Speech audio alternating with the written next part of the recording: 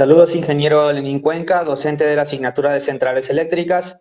Mi nombre es Águila Edwin y voy a proceder con la presentación de la unidad 2 correspondiente a componentes de las centrales eléctricas.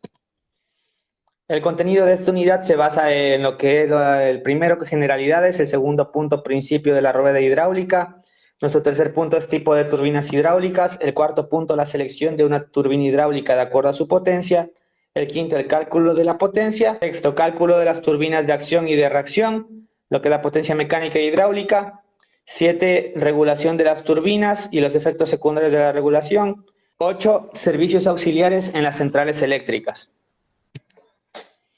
En sí, una central eléctrica es una instalación capaz de convertir energía mecánica obtenida mediante otras fuentes de energía primaria en energía eléctrica. El principio de la rueda hidráulica. Bueno, en sí una rueda hidráulica es un dispositivo particularmente útil para generar energía mecánica que extrae del eje de una rueda que se conecta mediante multiplicadores a la maquinaria que se puede impulsar. Aquí en la figura podemos entender mejor cómo funciona una rueda hidráulica. En sí, el principio de la rueda hidráulica básico se basa en una rueda de empuje inferior que funciona por acción directa del agua contra las paletas. Lo podemos ver en la parte superior de este gráfico.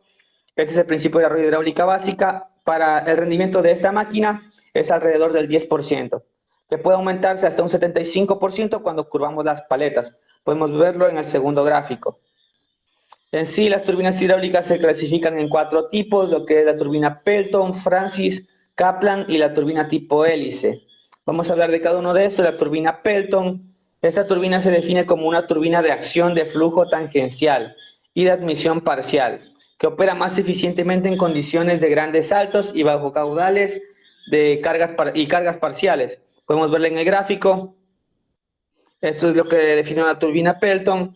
La turbina Francis con recorrido radial de agua de afuera hacia adentro para un debido aprovechamiento de la acción centrípeta, siendo capaz de producir potencias muy elevadas. La turbina Kaplan, las turbinas Kaplan operan con un amplio rango de caudal, siendo la turbina con mejor curva de rendimiento en cargas parciales. Nos podemos dar cuenta, el rango de caudal está ingresando por la parte lateral de la turbina y sale por la parte inferior. La turbina tipo hélice consiste en una corona directriz con álabes directrices y un rotor. Dependiendo del flujo, se puede realizar la turbina hélice con regulación simple o ajustes en los álabes. Vamos a hablar sobre la selección de una turbina de acuerdo a la potencia. Bien, para seleccionar una turbina de acuerdo a la potencia, tenemos el siguiente cuadro en el cual está resumido la potencia admisible de cada turbina. Para la Kaplan, el salto para un diseño de una generación con estas es de 2 a 50 metros. Para la Francis de 15 a 400 metros y para Pelton hasta 800 metros.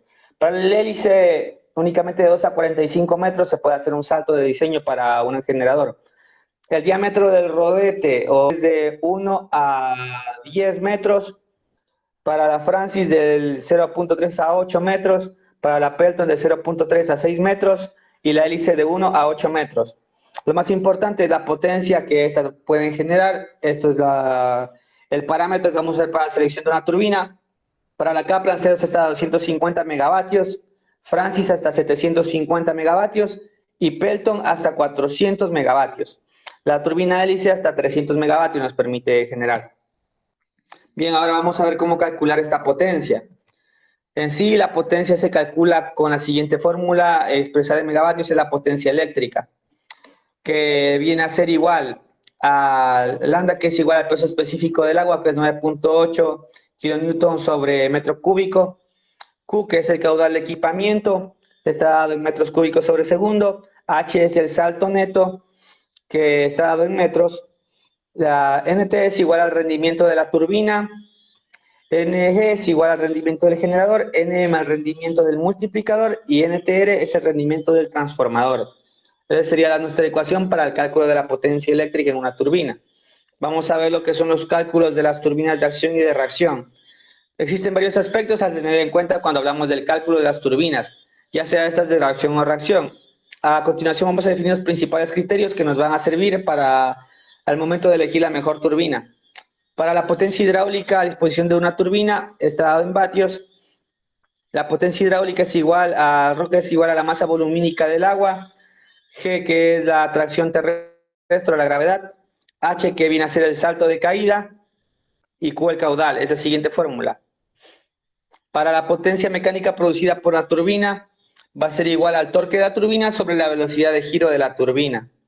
La velocidad de giro de la turbina se da con la ecuación 2pi n, que n viene a ser la velocidad de giro de la turbina, sobre 60.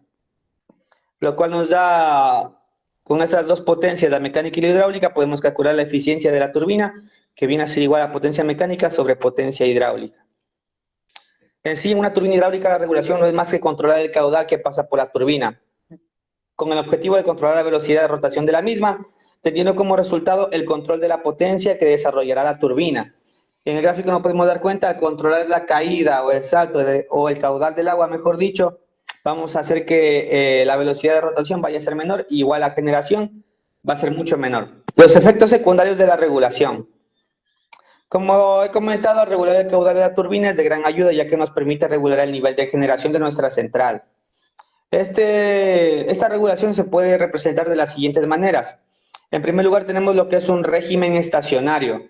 Esto es cuando existe un flujo constante de agua y la generación es constante a un mismo nivel.